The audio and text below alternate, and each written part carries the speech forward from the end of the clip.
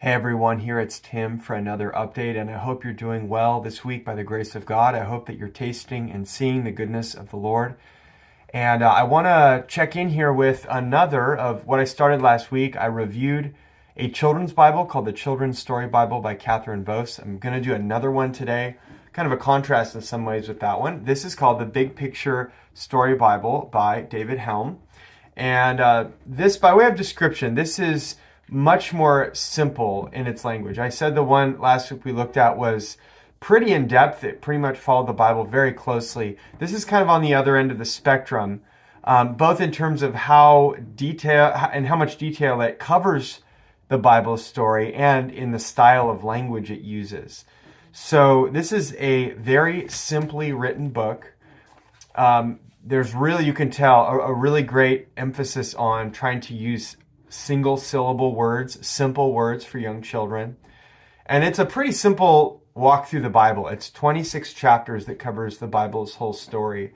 I'll just read a little sample of one spread to give you a sense of what the language sounds like. This is talking about how Mary and Joseph, when they got to Bethlehem, where they were going to stay to give birth to Jesus. So it says, "But in this crowded city, where would this special baby be born? In a nice big home? No, not in a nice big home. In a clean hotel? No, not in a clean hotel. All the nice big homes and clean hotels were filled up with people. Can you guess where this special baby would be born?" So it just gives you a sense of what the language sounds like. You can hear some of that repetition, which is really helpful, some of that kind of rhythmic repetition for little kids. So in terms of communication style, it's very much geared for them. There is a companion CD-ROM of this book on audio, and it's kind of cool because I think it's the author reading, and there's a little sound that will play when the kid should turn the page. And so even little kids that can't read yet who can follow along, we've had our kids do this. We've actually just caught them doing this, like little guys, sitting there listening and turning the page along and following the story with the CD. So that's pretty cool. And I know people are of different opinions on this, whether showing pictures of Jesus is appropriate, whether that's a violation of the second commandment or not. I'm not going to wade into that right now. There are differing opinions on that. But I just want to say that they do show pictures of Jesus, so you're aware of that. It's kind of interesting. They show Jesus, they portray him looking like Adam. So the way that Adam is drawn, he kind of comes back, like Jesus looks just like Adam in this book. And I know that's intentional because kind of a strength of the book is it's very sensitive to biblical theology, sort of the advancing storyline of sort of the promise and fulfillment of how God would bless his people as he promised Abraham. So even though it's very simple, it very much tries to follow this big picture thread of the story God's telling. That's why it's called the Big Picture Story Bible. So those little touches, like there's even some pictures early on in kind of the Genesis, and then they come back, kind of similar scenes in the Gospels to show Jesus kind of recapitulating Adam's role and things like that. So it's kind of cool, some of the ways that they layer that in.